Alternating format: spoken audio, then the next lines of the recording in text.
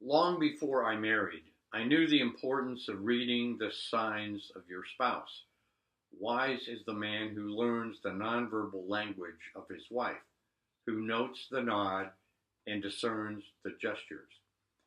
It's not just what is said, but how.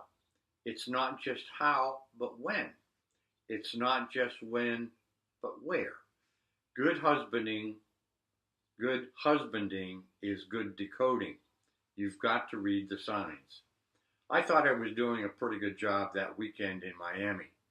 Just a few months into our marriage, we were hosting company in our apartment.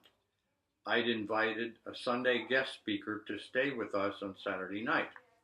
Risky move on my part, since this man wasn't a college chum. He was an older, distinguished professor.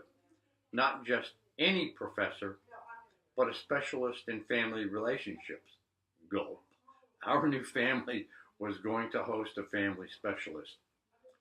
When Denelyn heard the news, she gave me a sign, a verbal sign.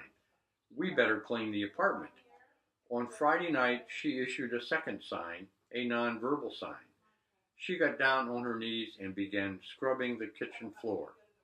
Much to my credit, I put the two signs together and got the message and got off the couch.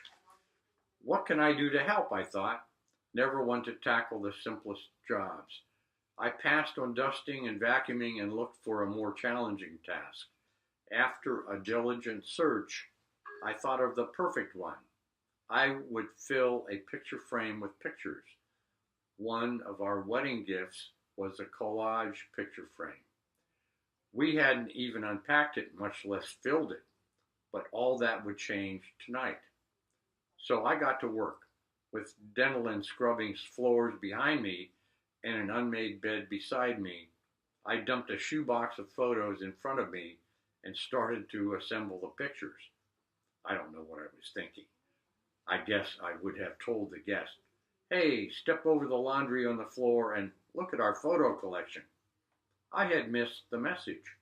When Denelyn, with a chill in her voice that would have frozen perdition, asked me what I was doing, I still missed the message. "Just making a collage of pictures," I replied joyfully. For the next half hour or so, she didn't speak. No problem. I assumed she was praying, thanking God for such a thoughtful mate. I imagined her thinking, maybe he'll work on our scrapbook next. But such were not her thoughts. My first clue that something was wrong was her final pronouncement of the evening.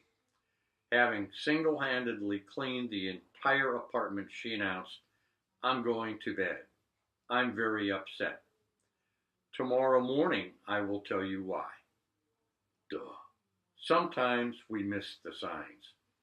Even now, some good-hearted yet clueless male reader is wondering, why was she upset? You'll learn, my friend. You'll learn. The framer of our destiny is familiar with our denseness. God knows we sometimes miss the signs. Maybe that's why he has given us so many.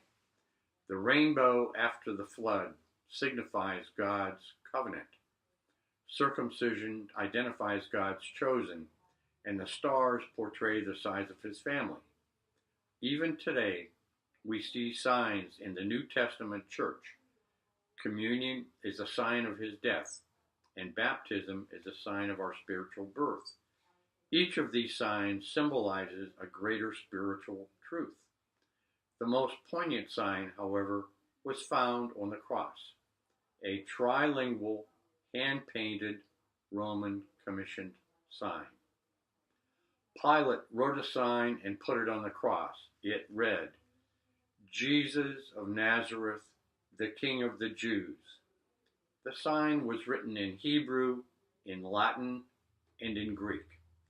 Many of the people read the sign because the place where Jesus was crucified was near the city. The leading priest said to Pilate, "Don't write, 'the King of the Jews,' but write, 'This man said, I am the King of the Jews.'" Pilate answered, "What I have written, I have written."